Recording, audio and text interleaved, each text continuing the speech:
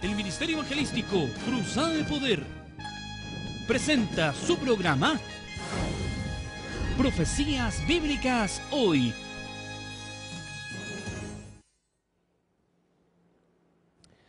Hola, hola, queremos saludarles, decirles buenos días, buenas tardes, buenas noches, bueno, dependiendo en el horario en que usted nos esté escuchando, ya que el Señor nos ha dado la bendición de poder tener este programa de televisión en diferentes horarios y siempre a través de este medio de comunicación, de este canal de televisión en la noche, en este excelente horario nocturno.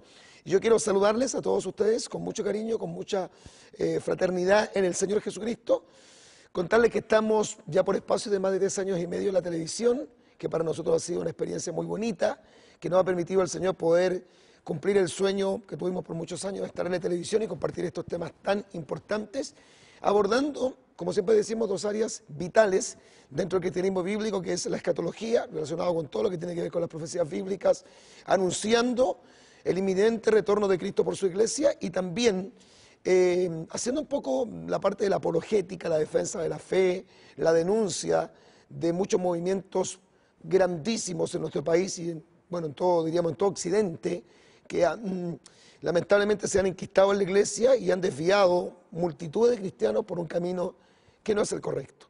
Pero siempre, como decimos, siempre Dios tiene un remanente. Dios siempre tiene un grupo de gente fiel que se mantiene en la palabra y que se han decidido a servir al Señor firmes en la fe y también a denunciar a todos estos grandes grupos pseudo cristianos y especialmente a los líderes, que yo diría que son los grandes responsables de toda esta desviación del camino correcto de parte de la iglesia.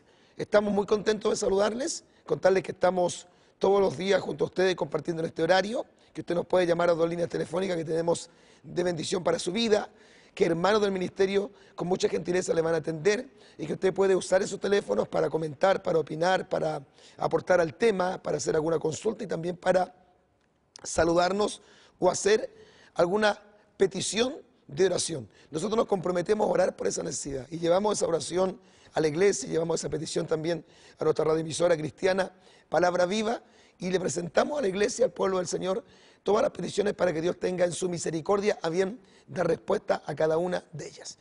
Les saluda el pastor evangelista Marcos Morales Chávez, saludamos también a todos los pastores, siervos de Dios, que yo sé que hay muchos hombres de la palabra, ministros del Señor, obispos, pastores, evangelistas, que están trabajando también en el liderazgo, en el ministerio y enseñando la sana doctrina. Yo los quiero también saludar con mucho cariño a la distancia, esperando también contar con su apoyo, pastores, la sintonía y también en la oración, porque debemos orar los unos por los otros para que nos mantengamos bajo esta cobertura, bajo esta protección, bajo este amparo divino. Si el Señor es con nosotros, nadie puede ser contra nosotros. Como dice la Biblia, no temeré lo que me puede hacer el hombre. Y el Salmo 34, versículo 7, Salmo 34, versículo 7 dice que el ángel de Jehová acampa alrededor de los que le temen y los defiende. Así que tenemos absoluta seguridad y certeza de que Dios protege a su pueblo y especialmente cuida a los siervos de Dios que se han atrevido a denunciar con firmeza todo este gran movimiento de apostasía. Nos tenemos que ir a la primera pausa, después ya entramos con el tema que nos va a compartir el libro de Ezequiel. Vamos a sacar hoy día una importante enseñanza del libro de Ezequiel, del capítulo 37, de lo que se denomina el Valle de los Huesos Secos. Nos vamos a la pausa y ya regresamos.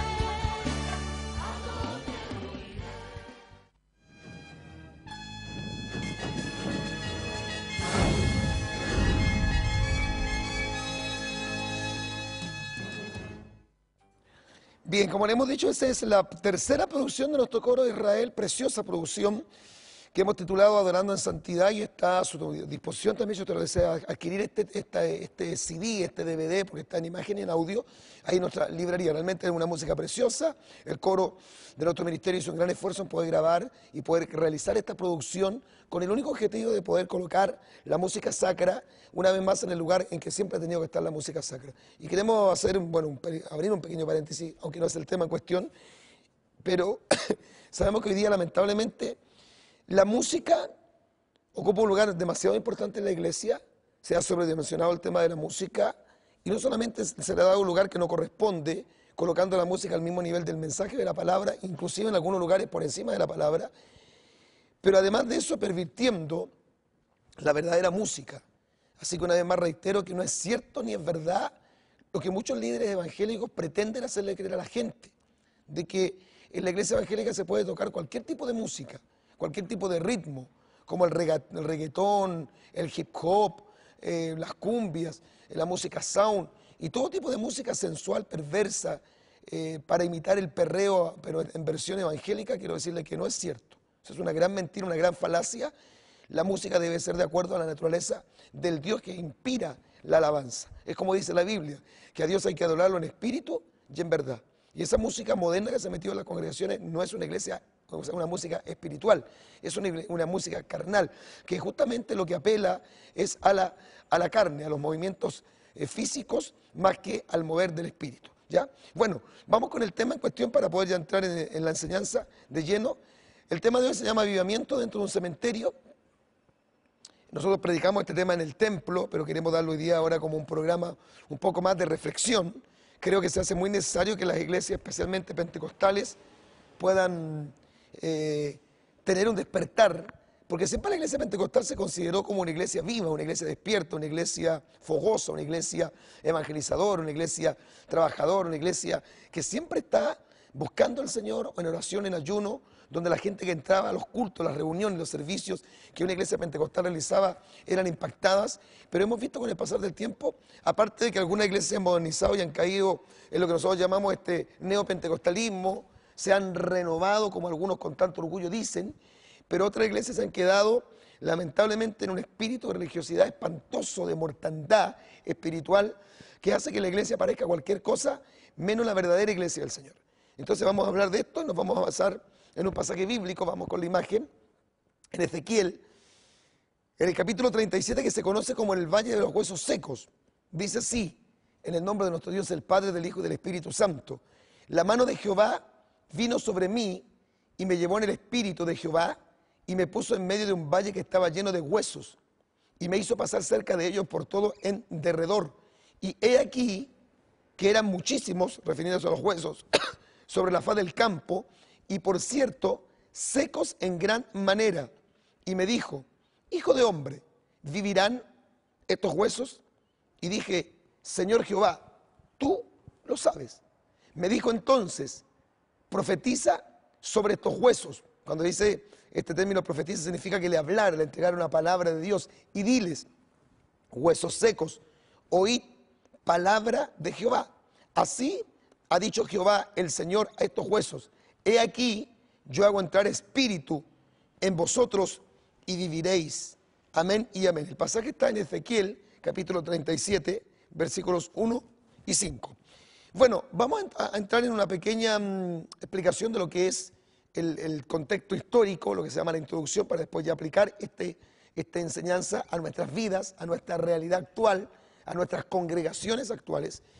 Y este es un emblemático pasaje del Antiguo Testamento que muestra la gran profecía de parte de Jehová por medio de su siervo, vamos con la imagen, el profeta Ezequiel, para el pueblo de Israel, el cual debido a su grave pecado, recordemos que una de las razones por las cuales Dios envió al exilio al pueblo de Israel fue por la idolatría, pero por sus múltiples pecados, transgredieron la ley, Dios los envía cautivos a Babilonia. Aquí Ezequiel ve un valle lleno de huesos secos, mostrando quizás también Dios la imagen del pueblo de Israel en la cautividad, y debido a qué cosa, a su grave pecado, su obstinación, el pueblo de Israel sería llevado cautivo a las naciones y convertido simbólicamente en lo que justamente vio Ezequiel, un valle de huesos secos. Esa es la imagen patética que vio el profeta Ezequiel cuando Dios lo toma y en el espíritu lo lleva a un valle.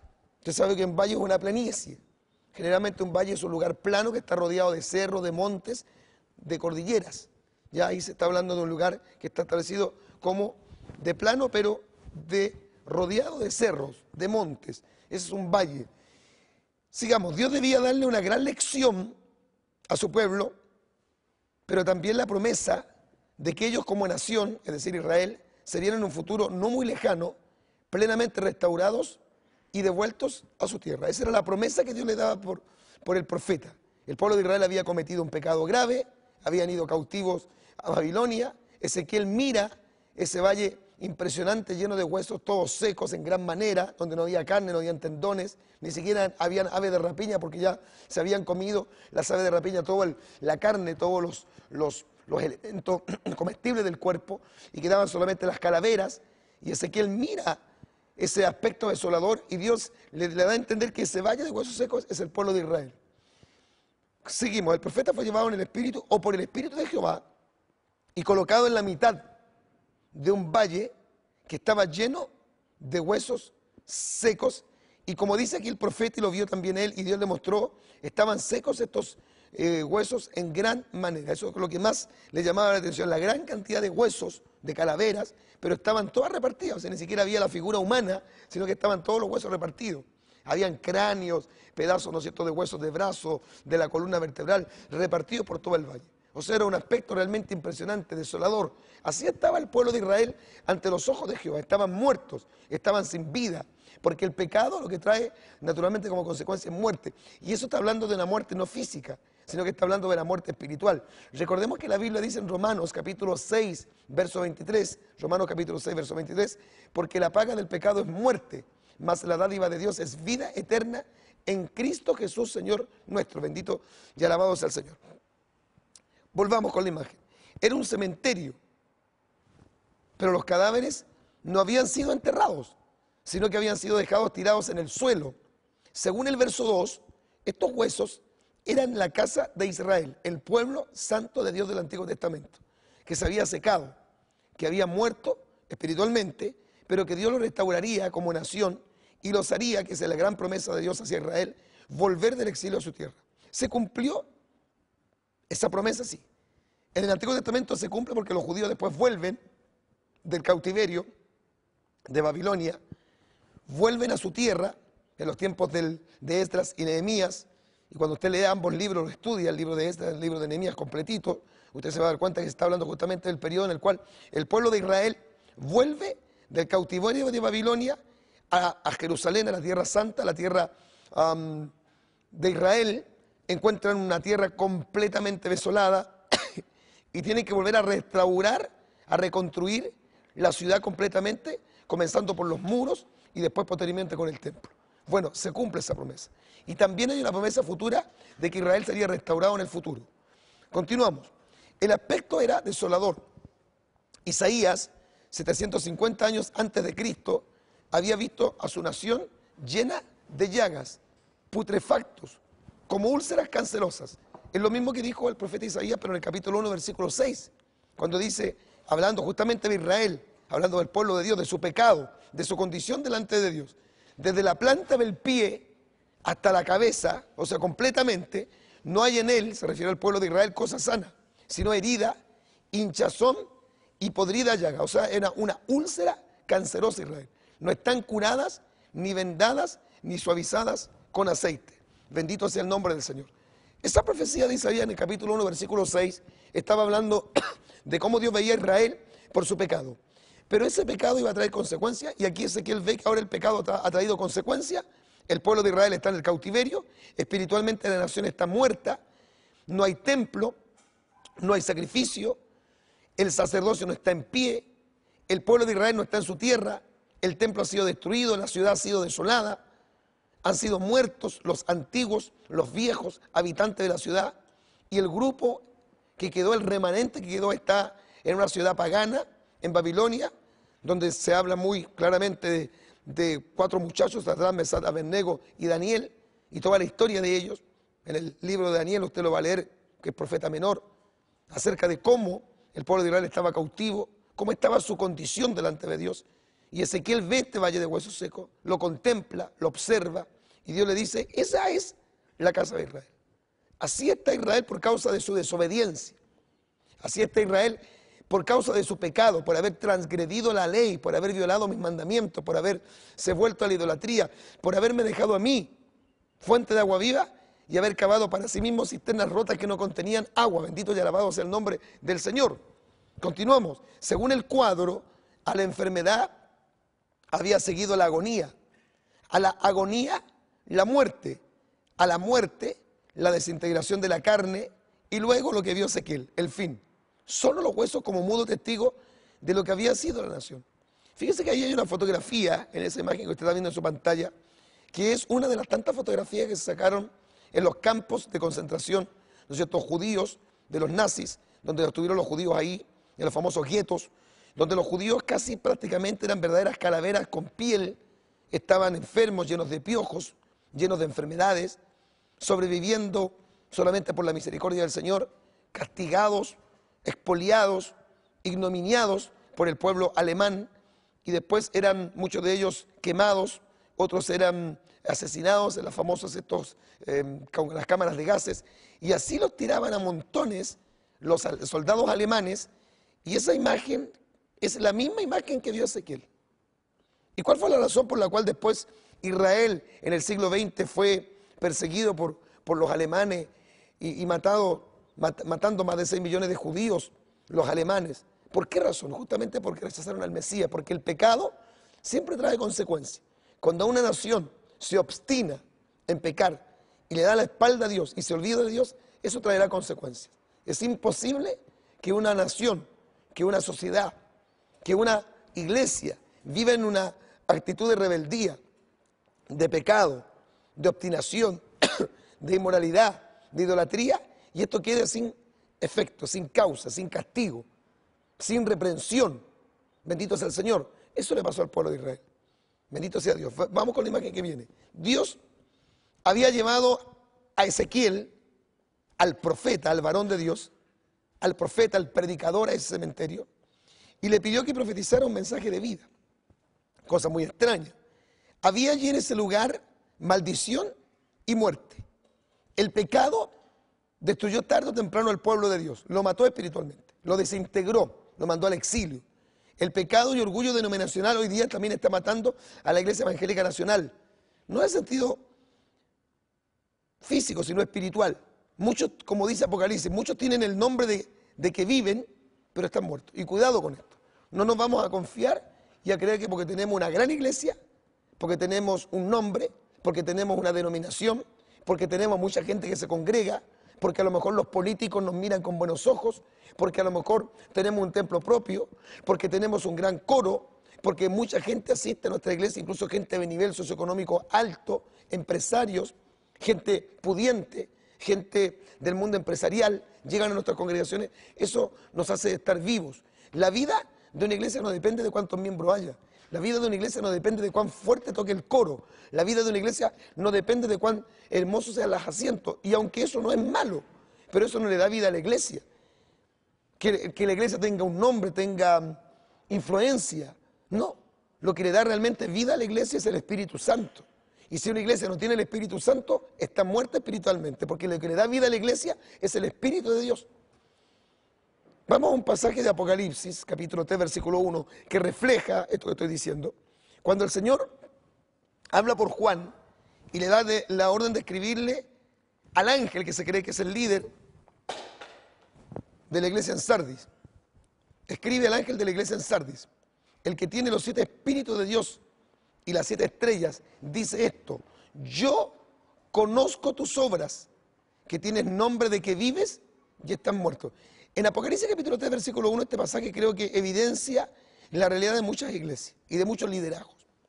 Porque uno puede manifestar que está muy vivo delante de los ojos de los hombres, delante del entorno, pero uno tiene que estar vivo delante de Dios.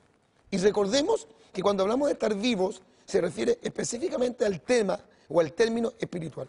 Cuando Dios se le presenta a Moisés, cuando el libro de Éxodo, lea todo el capítulo 3 de Éxodo, ahí usted se va a dar cuenta cómo Dios llama a Moisés, y llega Moisés, habla con Dios, y Dios le dice: yo soy el Dios de Abraham, el Dios de Isaac y el Dios de Jacob. Pero curioso, si Abraham, Isaac y Jacob habían muerto, ahí estaban las tumbas de ellos. Pero dice la Biblia, y el Señor Jesucristo menciona ese pasaje diciendo: porque Dios no es Dios de muertos, sino Dios de vivos. Porque todos los que le sirven y los que han muerto en Cristo están vivos en su presencia. Entonces, puede haber que una iglesia, una denominación que esté muy viva físicamente, llena de gente, con vitalidad, con vigor, con acción, con activismo religioso, pero sin embargo su vida espiritual está completamente alicaída o están sencillamente muertos espiritualmente de los ojos de Dios. Recordemos que el término muerte, aunque no lo vamos a explicar en forma profunda en este programa debido, ¿no es cierto?, al tiempo, pero la palabra muerte indica no aniquilación, como dicen los adventistas o testigos de Jehová. La muerte, muy por el contrario, no indica que todo se acaba, que todo termina, que queda todo aniquilado, no. La muerte habla siempre de separación. Cuando hablamos del término muerte, desde la perspectiva física, como dice Santiago en el capítulo 2, verso 26, que el cuerpo sin espíritu está muerto. Es decir, cuando se produce la muerte física es porque el espíritu, el alma humana salen del cuerpo, lo abandonan, como enseña el libro de Génesis capítulo 35, versículo 4. Raquel murió, pues se le salió el alma. Raquel murió, pues se le salió el alma. Entonces está dando a entender que hay una separación. Se va el alma, el espíritu del cuerpo, y el cuerpo entonces muere biológicamente. Pero también cuando se habla de muerte espiritual, se refiere a la separación del hombre del Dios eterno. Cuando el hombre está en pecado, está muerto ante los ojos de Dios. De ahí que Efesios, en el capítulo 2, versículo 1, dice que nos dio vida juntamente con Él cuando nosotros estábamos muertos en nuestros delitos y pecados. ¿Cómo estábamos muertos? Si nosotros antes de convertirnos estábamos vivos, claro, físicamente.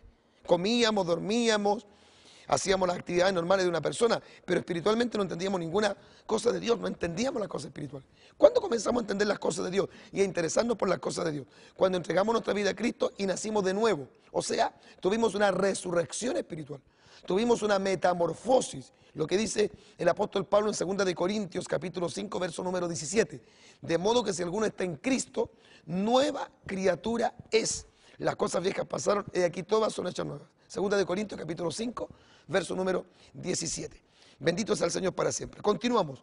Dios usó un solo hombre, un solo profeta, para provocar un despertamiento, resurrección espiritual.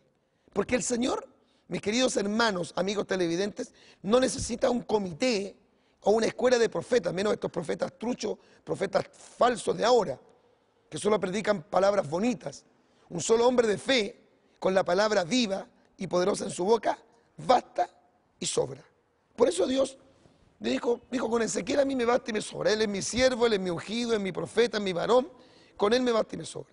Para poder resucitar esta multitud de huesos secos y convertirlos a ellos después en calaveras, y después que se le coloque piel, se le coloque, ¿no es cierto?, cabello, se le coloque carne, los tendones se formen, se constituyan, para después entre a futuro espíritu de vida en ellos. Yo necesito un solo ministro, un solo pastor, un solo predicador, un solo profeta, un solo varón que esté dispuesto a predicar mi palabra. Porque lo que produce vida es la palabra del Señor. El hombre es solamente el instrumento, es el medio, es el canal, es el conducto por el cual el poder del Espíritu Santo fluye y se manifiesta. Es decir, yo, como muchos de ustedes, somos solamente instrumentos en las manos de Dios. No podemos pensar que somos superhombres, que somos superhéroes, que estamos revestidos de una super espiritualidad. No es así. Como dijo Pablo, soy lo que soy por la gracia de Dios. El apóstol Pablo dice, porque tenemos este tesoro en vasos de barro, para que la excelencia del poder sea de Dios y no de nosotros. Nos tenemos que ir, ya nos tenemos que ir a la segunda pausa de nuestro programa. Estamos en este tema tan interesante, avivamiento dentro de un cementerio. Espero que en su iglesia, si están así en esa condición media de cadáveres, haya un despertamiento espiritual. Vamos a una pausa y ya volvemos, no se vayan.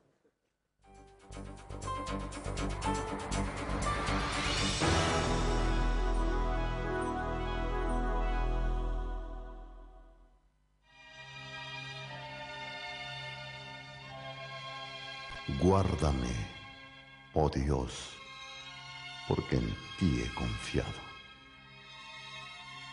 Oh alma mía, dijiste a Jehová, tú eres mi Señor. No hay para mí bien fuera de ti. Para los santos que están en la tierra y para los íntegros es toda mi complacencia. Se multiplicarán los dolores de aquellos que sirven diligentes a otro Dios. No ofreceré yo sus libaciones de sangre, ni en mis labios tomaré sus nombres. Jehová es la porción de mi herencia y de mi copa. Tú sustentas mi suerte. Las cuerdas me cayeron en lugares deleitosos. Y es hermosa la heredad que me ha tocado. Bendeciré a Jehová que me aconseja. Aún en las noches me enseña mi conciencia. A Jehová he puesto siempre delante de mí, porque está a mi diestra. No seré conmovido. Se alegró por tanto mi corazón, y se gozó mi alma. Mi carne también reposará confiadamente, porque no dejarás mi alma en el Seol, ni permitirás que tu santo vea corrupción. Me mostrarás la senda de la vida. En tu presencia hay plenitud de gozo, delicias a tu diestra para siempre.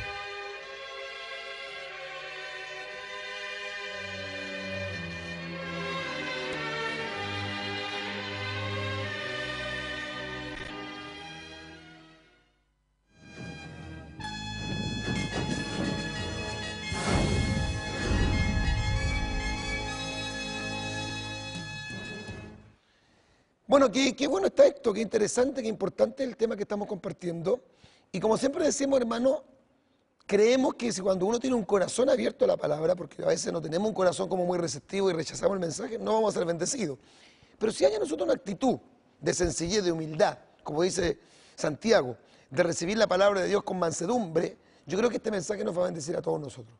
Porque es como un poco difícil que, por ejemplo, a ver, voy a ponerme yo en mi lugar de pastor, de líder de iglesia. Yo diga, no, nuestra iglesia está llena de vida, nuestra iglesia está llena de poder, nosotros estamos casi pegados en el cielo.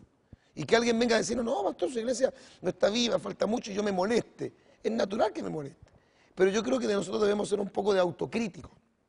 No autorreferentes, sino que autocríticos. Si usted me dice, pastor, ¿usted cree que su iglesia está llena del fuego de Dios y que están todos llenos del Espíritu Santo y que están 100% en la voluntad de Dios? No. Creo que no, porque sería absurdo y sería dejarme engañar por el mentiroso, por Satanás el diablo. O que bien te hace sentir que tú no vales nada, que tú eres un pecador, que Dios no te va a perdonar, que no te vas a levantar. O usa los otros argumentos para hacerte creer que tú eres el súper hermano, el súper ungido, el súper espiritual y que tu iglesia es la única iglesia verdadera, es la única iglesia que está en la voluntad de Dios y que todas las demás iglesias son pecadoras y son malvadas. Esos conceptos extremos no los puede manejar un siervo que realmente se considera un pastor. Porque un pastor sabe que aunque esa iglesia sea muy linda, y de hecho, por la gracia, por la misericordia del Señor, creo que tenemos una preciosa iglesia en Santiago Centro. Pero las iglesias, como siempre hemos explicado, al estar compuestas por seres humanos, las iglesias son todas imperfectas. Y hay muchas cosas que en nuestra iglesia tenemos que corregir. Y hay mucho todavía por hacer. Y aunque estamos orando y estamos ayunando y hacemos campañas y hacemos evangelismo y estamos involucrados en la radio, en la televisión y en los medios de comunicación, llevando el mensaje genuino y hemos mantenido la sana doctrina, eso no significa que seamos la única y tampoco seamos la mejor iglesia. Hay muchas cosas que todavía corregir y de hecho el pastor cada día domingo predica entendiendo que le está predicando a una iglesia que va camino a la perfección. Por eso, en Efesios, ¿sabes? Lo voy a leer este pasaje porque me gusta mucho y considero que es muy importante entender la razón de ser de los ministerios. ¿Para qué Dios instituye apóstoles, profetas, evangelistas, pastores y maestros? ¿Para qué? Para que los pastores nos hagamos ricos con la fe, para que los pastores contestemos un nombre importante, para que los líderes o obispos sientan que son los que controlan a toda la gente. No. La Biblia dice en Efesios capítulo 4, versículos 11, 12, vamos a leer hasta el 13. Efesios capítulo 4, versículos 11, 12 y 13. Dice así: y él mismo constituyó a unos apóstoles, a otros profetas, a otros evangelistas, a otros pastores y maestros. Versículo 12. A fin, este es el objetivo, el propósito, por lo cual Dios constituye los ministerios, todo lo que persigue Dios, a fin de perfeccionar a los santos para la obra del ministerio, para la edificación del cuerpo de Cristo, que es la iglesia, hasta que todos lleguemos a la unidad de la fe y del conocimiento del Hijo de Dios, a un varón completo, o perfecto, o maduro, a la medida de la estatura de la plenitud de Cristo. O sea, los ministerios están justamente constituidos para poder perfeccionar a la iglesia. ¿Por qué? Porque en la iglesia no hay perfectos. En la iglesia hay santos que tienen que ser perfeccionados. Por eso dice, para perfeccionar a los santos. Cuando alguien dice, tú te creéis santo, no es que la persona se crea perfecta. Cuando hablamos de un santo a la luz de la Biblia, no estamos hablando de un santo a la luz del dogma católico, no, estamos hablando de que un santo es una persona que ha sido llamada por Dios, una persona que ha sido apartada del sistema mundano, que la sangre de Cristo le ha limpiado, que la sangre de Cristo le ha lavado, que es una nueva criatura y que tiene el sello del Espíritu Santo y que está viviendo para el Señor. Y a lo mejor ya tiene el bautismo del Espíritu Santo. Es un santo. Un santo significa un hombre apartado, porque la palabra santo en el griego se lee agios y significa justamente una persona o algo que Dios separa, aparta, consagra para sí, lo saca del sistema. No es lo que enseña el catolicismo romano, que un santo devoto es una persona que nunca pecó, es una persona que casi es un ángel. No estamos hablando de eso, somos santos imperfectos. Como alguien decía hace muchos años atrás, somos santos con tripas. Somos santos que a veces nos enojamos, somos santos que a veces nos desalentamos, somos santos que dormimos, somos santos que llevamos una vida completamente normal, pero apartada del sistema del mundo, viviendo para el Señor. Y justamente el ministerio pretende eso, pretende perfeccionar a los santos. Y cuando nosotros rechazamos el mensaje, en el fondo nos estamos perjudicando nosotros mismos porque estamos privándonos de la bendición que produce la palabra del Señor. ¿Por qué aquí estos huesos se unieron cada hueso con su hueso? Y después de unirse cada hueso con su hueso, se comenzaron a formar en ellos tendones. Y empezaron a aparecer los nervios y la carne y los riñones. Y empezó a salir el pelo, el cabello, aleluya, los vellos en ese cuerpo, que se llenó de piel. ¿Por qué? Porque hubo una palabra. Esta palabra viva y eficaz que algunos no entienden, que es lo más importante de todo el Evangelio. Todo lo demás que se haga en un culto, orar, cantar, ofrendar, diezmar, todo lo que se haga es lindo, es importante, pero no es lo esencial, no es lo vital, lo medular de todo culto, de todo servicio, de toda reunión, mi querido hermano, es la poderosa palabra de Dios. Por eso yo te digo con mucha sinceridad, el otro día supe de un evento musical que se hizo en Santiago, se va a hacer en Santiago en el Caupolicán. Todos cantantes, la mayoría de los cantantes mundanos. Va a estar Dani Berríos, que es un artista, firma autógrafo. Va a estar Giovanni, que es un cantante mundano. Van a estar un montón de cantantes que son completamente paganos. Y dicen ellos, no hay mensaje, porque la música lleva un mensaje. No, la música puede llevar un buen mensaje, pero la música no va a reemplazar la predicación de la palabra. Así que no nos engañemos. No se puede reemplazar la palabra por nada. No puede. Es como que usted a un niño le quisiera dar relleno y no le ha dado el pecho, no le ha dado leche, no le ha dado la leche materna, no le ha dado el alimento básico. Si no le da el alimento básico y le da relleno, el niño no va a tener los nutrientes que necesita para poder desarrollarse, crecer para poder tener autodefensa en su cuerpo, en la enfermedad, y va a ser un niño enfermizo. Un niño que siempre se va a estar cayendo, un niño que siempre se va a estar enfermando, que le va a dar amigdalitis, que le va a dar, ¿no es cierto?, calentura, como dicen los mexicanos, o fiebre. Y le va a pasar eso. ¿Por qué? Porque no tiene defensa, porque no le han dado el alimento básico. Nosotros debemos entender que la palabra de Dios es como dice el apóstol Pedro, desead como niño recién nacido la leche espiritual, no adulterada, para que por ella crezcáis para salvación. Tenemos que predicar la palabra del Señor. Tenemos que predicar la palabra de Dios con amor, con fuerza, con vigor. Vamos con la imagen que continúa, por favor, señor director. Dios nos entregó a nosotros esa palabra poderosa y viva. Debemos vivir en un evangelio de poder, tal como señala el apóstol Pablo. Ahí está el pasaje bíblico, Romanos 1, verso 16. Alguien dijo, en esta hora trágica el mundo yace en tinieblas y la iglesia yace en luz, pero ambas duermen. La iglesia tiene que despertar. Hace algunos años atrás un pastor pentecostal, preocupado del nivel espiritual en que estaba su iglesia, puso a la puerta de su iglesia un rótulo que decía, esta iglesia tendrá un avivamiento o un funeral. O sea que aquí no podemos quedarnos, no podemos dormirnos en los laureles de la gracia, no podemos convertir la gracia en libertinaje, no podemos sentir que estamos ya en el clímax, en la cima, en el punto más alto de nuestra vida espiritual, que nuestra iglesia es la super iglesia, pero es la iglesia más espiritual que hay. No, mentira, todavía hay mucho camino por recorrer, nos falta mucho. Hay mucha gente todavía que se tiene que salvar, hay mucha gente que todavía se tiene que sanar, hay muchos hermanos que todavía se tienen que convertir, hay muchos que están sancochados, que son como una pata que nunca se cuece. Aleluya, que funden olla y olla porque no se cuecen nunca. Hay mucha gente todavía que necesita convertirse al Señor dentro de nuestras propias congregaciones y círculos evangélicos, que decimos ser de sana doctrina, pero todavía nos falta, todavía. Si usted me dice, ¿y usted pastor le falta? Claro que me falta. A todos nos falta. Y mientras mantengamos este concepto de que estamos en un camino de crecimiento, en camino de perfección, vamos a poder entonces recibir la palabra del Señor y vamos a poder crecer y desarrollarnos. Porque si yo creo que yo estoy maduro, que ya lo he alcanzado todo, ¿a quién voy a oír? ¿Qué consejo voy a escuchar? ¿Qué predicación me va a llenar? Yo me recuerdo hace años atrás, había un pastor, oiga, que no cabía en sí mismo, lleno de orgullo, lleno de arrogancia. Y decía, Gigi Ávila, no, a mí Gigi Ávila ya no me llena. A ese nivel. Cuando era joven, cuando era nuevo, el ministerio de Gigi Ávila lo bendecía, pero ahora había crecido, ya no lo llenaba cualquiera. Cuidado con esa actitud. ¿No dice acaso el apóstol Pablo que ninguno debe tener mayor concepto de sí mismo que el que debe tener, sino que debe pensar de sí mismo con cordura, de acuerdo a la medida de fe que le fue dada a cada uno? No vaya a ser que caigamos en esto, de pensar que nosotros no tenemos que oír a cualquiera, porque estamos tan llenos, tan bien, bendito sea el nombre del Señor. Aquí está el pasaje bíblico. Romanos capítulo 12, versículo 3. Romanos capítulo 12, versículo 3. Digo pues, por la gracia que me es dada a cada cual que está entre vosotros, que no tenga más alto concepto de sí que el que debe tener, sino que piense de sí con cordura, conforme a la medida de fe que Dios repartió a cada uno. O sea, ubicarnos en el lugar que Dios quiere y ser instrumento en la mano del Señor. Y a lo mejor nuestro ministerio puede influenciar y despertar la vida de muchas personas. Nosotros lo decimos para la gloria de su nombre.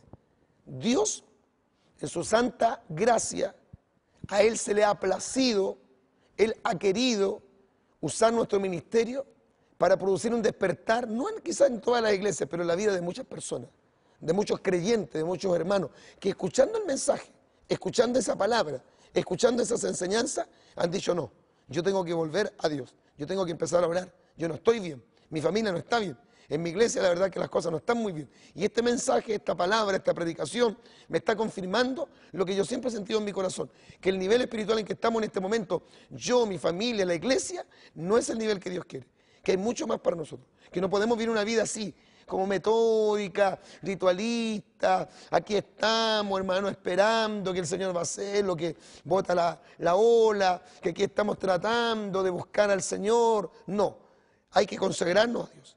¿Se imagina usted, vamos con la imagen, se imagina, qué siente el profeta Ezequiel cuando Dios lo coloca en medio de un cementerio? ¿Qué escalofríos sacudieron al profeta frente a tan macabro espectáculo? El cielo y el infierno eran los únicos testigos o espectadores en medio de esa impresionante soledad en la cual se encontraba el profeta. Continuamos, Ezequiel nos sacó fotos, se dedicó a observar Esta actitud tan típica de algunos creyentes que un predicador chileno le llama el balconismo, que es mirar y observar cómo la iglesia se corrompe, se pervierte, se enferma, se debilita, se enfría. No podemos estar mirando, ser, ¿no es cierto?, meros espectadores, tenemos que ser protagonistas, tenemos que involucrarnos en la historia de la iglesia, sino que obedeció y profetizó a los huesos. ¡Qué locura!, dirá alguien. Vosotros huesos secos oís palabra de Jehová. ¿Sabe qué le estaba predicando Ezequiel? ¿Usted le iría a predicar a un cementerio? ¿Le iría a predicar a los muertos? ¿Le iría a predicar a una morgue? Pero Ezequiel no estaba predicando al pueblo de Israel en vida, estaba predicándole a un valle que estaba lleno de huesos secos. Y obedeciendo la palabra del Señor le dijo: vosotros huesos secos oís palabra de Jehová. ¿Acaso los huesos tienen oídos? Pero el evangelio es poder de Dios para salvación a todo aquel que cree. Los labios ungidos de un hombre o una mujer de Dios que predican la verdad producen vida en medio de la muerte. Aleluya. Y claro que sí. Por eso que nosotros que somos pentecostales, pero así como decía un viejo obispo, que ya está en la presencia del Señor, de hueso colorado. El verdadero pentecostal no es aquel que tiene un rótulo, un nombre, una denominación que diga: nuestra iglesia se llama Corporación Pentecostés, Movimiento Pentecostés, Iglesia Pentecostal, Pentecostal de la Trinidad, Pentecostal Trinitaria, Pentecostal de Vida, Pentecostal Asamblea, Asamblea Pentecostal, Autónoma Pentecostal, Evangélica Pentecostal, Unida Metodista Pentecostal, Metodista Pentecostal. Podemos tener todos esos nombres, pero eso no nos hace pentecostales. Pentecostal es una persona que realmente cree en el genuino poder de Dios. Bendito sea el Señor. Cuando vino la palabra de Jehová, sobre los huesos se escuchó como un terremoto, que es lo que necesitan muchas iglesias hoy día. Porque un movimiento sísmico de 4,5 no lo van a sentir. Un movimiento de 5,8 no lo van a sentir. Lo que necesitan es un terremoto, como dice el versículo 7 de Ezequiel 37. La palabra dada por el profeta movió los huesos y se juntó, imagínense la sonajera de huesos, cada hueso con su hueso. Y el verso 8 dice que eran calaveras y que en ellas se comenzaron a formar tendones. Se le comenzó a crear piel y carne, pero había un detalle: no había espíritu en ellos. Ya no eran huesos, ahora eran cadáveres. O sea, poco o nada podían hacer, porque estaban aún muertos. Vamos con la imagen. Jesús dijo: el espíritu es el que da vida, la carne para nada aprovecha. Y profetizó a los muertos, y entró el espíritu en ellos y vivieron, y estuvieron sobre sus pies un ejército grande en extremo. Eso dicen los versículos 9 y 10 del capítulo 37 de Ezequiel, que es el pasaje, ¿no es cierto?, que nos ha servido para poder entrar en esta importante y edificante enseñanza. Puede ser que el pecado no nos haya podrido todavía, pero estamos muertos, no corruptos, pero sin hálito, sin soplo, sin el viento de Dios, el zoe, como le llaman algunos, el poder, la unción. Es como dice un salmista: oh Jehová, danos tu espíritu. Como dijo David: no quites de mí tu santo espíritu. Porque una iglesia sin el Espíritu Santo no vale ni un centavo. Bendito sea el Señor.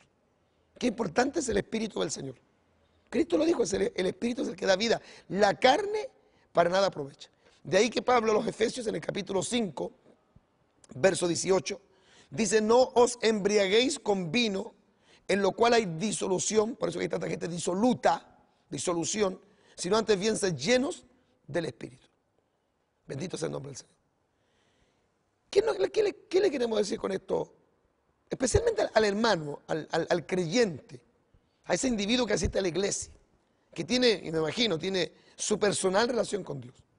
Porque este no es el Dios solamente de la iglesia, es el Dios de los cristianos, de los evangélicos, de los pentecostales, el Dios de la congregación, el Dios que derrama su bendición sobre su pueblo. Es también un Dios individual. Por eso dijo Dios: yo soy el Dios de Abraham, de Isaac y de Jacob. Como dice la Biblia, el Dios tuyo, nuestro Dios. Hermano, vamos con la imagen. En la común fe, me refiero a los creyentes, a los hijos de Dios. También están incluidos los líderes, obispos, pastores, que hay varios que están bien muertos y tienen que despertar. En la común fe, levántate, valiente, con fe inquebrantable, porque sin fe es imposible agradar a Dios, en el Dios de lo imposible. Palabra que no existe en el diccionario de Dios. Y atrévete a predicar sin miedo. ¿Por qué hoy día tenemos tantos predicadores que tienen temor de predicar contra el pecado? ¿Por qué hay tantos predicadores hoy día que tienen temor de predicar contra las autoridades de gobierno que se han desviado completamente de las normas de justicia? ¿Por qué tenemos temor de predicar contra una sociedad que cada día está más pervertida, más sodomizada, más corrompida, más materializada, más atea, más corrupta, más perversa, más violenta? Bendito sea el Señor. ¿Por qué tenemos miedo de predicar una iglesia que cada día está más mundana? ¿Por qué queremos congraciarnos con todo? ¿Por qué un día estamos con los conservadores y después estamos con los liberales? Me enferman esos pastores, esos obispos, que usted los ve un día con nosotros, predicando un mensaje fuerte, hablando de santidad, hablando de unidad, hablando de compromiso con la palabra, y después está con otros mundanos ecuménicos. Uno dice, bueno, yo no entiendo, como dicen los centroamericanos, no entiendo nada, chicos. Yo no sé qué está pasando aquí, porque los predicadores tienen que tener características. Los pastores tienen que tener, los predicadores, los evangelistas tienen que tener hormonas de hombre. Usted no puede ser un predicador afeminado, amanerado, cobarde, gallina. Si usted es un predicador gallina, vaya usted a un gallinero, vaya a poner huevos. Usted tiene que estar en una avícola, no en el ministerio, no en el púlpito.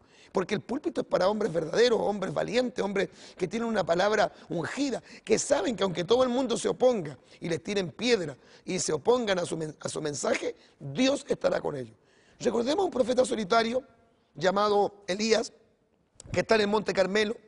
Hay 850 profetas falsos, 400 profetas de Baal y 450 profetas de Acera. Él está solo. La multitud está más inclinada para Baal que para Jehová. El rey Acab está inclinado hacia Baal. La esposa de Acab era más impía que él, adoradora de cuánta deidad pagana había. Pero Elías sabía a qué Dios servía. Y él dijo, bueno, hagamos una cosa. Vamos a orar para ver qué Dios responde con fuego. Usted sabe la historia, no se la voy a contar ahora por falta de tiempo. Pero Jehová estaba con el único profeta, con Elías. Así que no hay que tener temor. Si Jehová es con nosotros, si Dios es por nosotros, ¿quién contra nosotros? Profetiza, di a los huesos lo que Dios te diga. Y no uses tus argumentos, estas vanas palabrerías actuales, razonamientos humanos. Es mejor que la gente reaccione incluso enojada y molesta, porque le dijiste la verdad antes que lloren por tus argumentos humanos que tocaron solo sus sentimientos. Como dice Hebreos capítulo 4, versículo 12, vamos con la imagen. Porque la palabra de Dios es viva y eficaz, y más cortante que toda espada de dos filos, y penetra hasta partir el alma y el espíritu, las coyunturas y los tuétanos, y discierne los pensamientos y las intenciones del corazón. Bendito y alabado sea el nombre poderoso del Señor. Predica, hermano, pastor, evangelista, con pasión, con toda tu alma, con fervor, de corazón. Tú puedes cambiar tu iglesia. Y si no cambias la iglesia, tienes que salir entonces de ahí.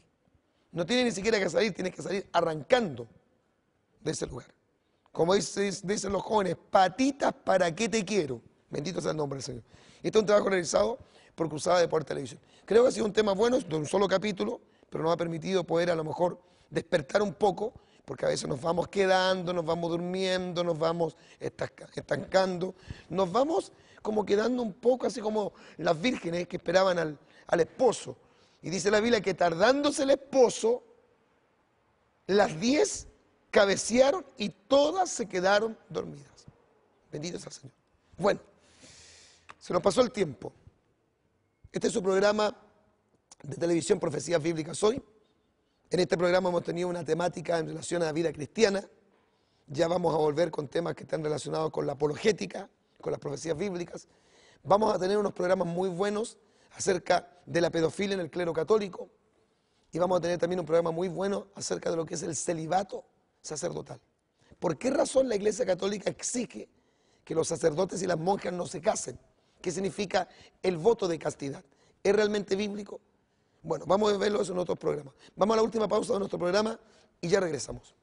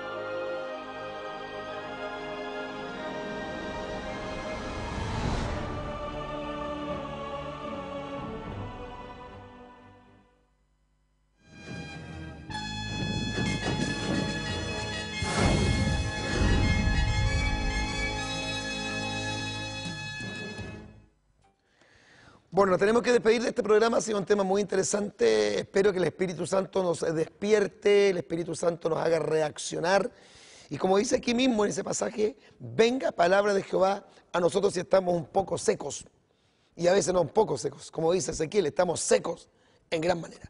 Nos despierta el Señor, Dios no nos quiere secos, no nos quiere vacíos del Espíritu, nos quiere llenos del Espíritu Santo. Cristo en Hechos capítulo 1, versículo 8, el Señor Jesús les dijo a sus discípulos, pero recibiréis poder cuando haya venido sobre vosotros el Espíritu Santo.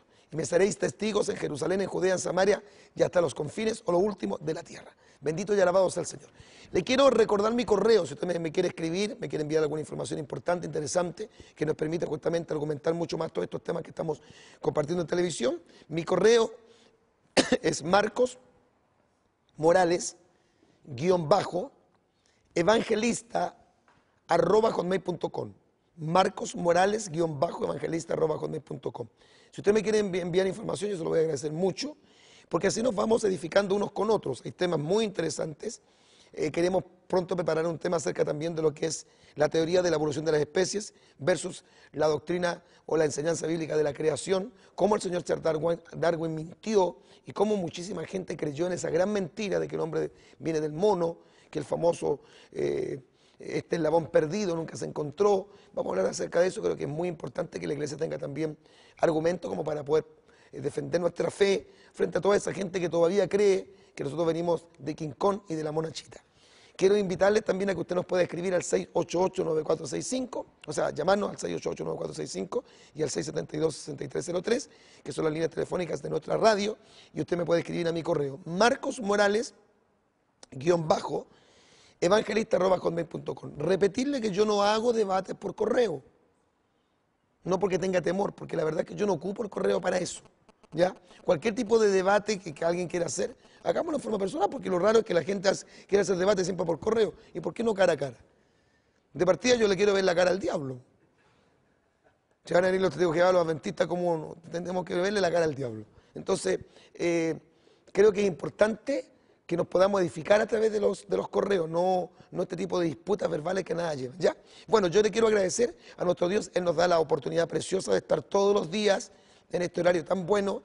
Hay que cuidar este horario, hermano, por eso yo le ruego a los hermanos, a los pastores, a los televidentes, que puedan orar mucho por nuestro ministerio, por mi persona, y también, porque no, ser muy honesto en decir que este es un ministerio de fe, es decir, depende exclusivamente del aporte económico que brinde la gente de la iglesia. Así que si usted desea colaborar económicamente, también lo puede hacer y se lo vamos a agradecer con todo el corazón. Bueno, yo quiero que podamos orar para ya despedirnos, que Dios pueda despertar a la iglesia, especialmente a nosotros los que lideramos la iglesia del Señor, a los que tenemos la honra de ser pastores, ministros del Señor. Padre celestial, eterno Dios, queremos darte muchas gracias y alabar tu santo nombre, porque tenemos una absoluta seguridad que el Espíritu Santo nos ha llevado a tocar este tema. La gracia y la unción del cielo la hemos sentido desde el comienzo del programa hasta el final de este programa. Oramos para que tú puedas salvar almas, sanar enfermos, restaurar altares caídos y especialmente debido a este tema, hacer, Dios mío, un despertar espiritual grande en nuestras vidas, en los líderes, obispos, pastores, evangelistas, ministros y en todas las congregaciones que están igual que la iglesia de Sardis, que tienen nombre de que viven, pero están muertas. Derrama tu glorioso Espíritu y danos vida, Señor, porque solo a través del Espíritu Santo podemos tener vida, porque el Espíritu Santo es el que da vida y la carne para nada aprovecha. Señor, declaramos en esta hora bendición del cielo y te damos a ti todo honor, toda gloria y alabanza por Jesucristo nuestro Señor. Amén y amén. Gloria a Dios para siempre. Nos despedimos, que el Señor les bendiga grandemente hasta el próximo programa.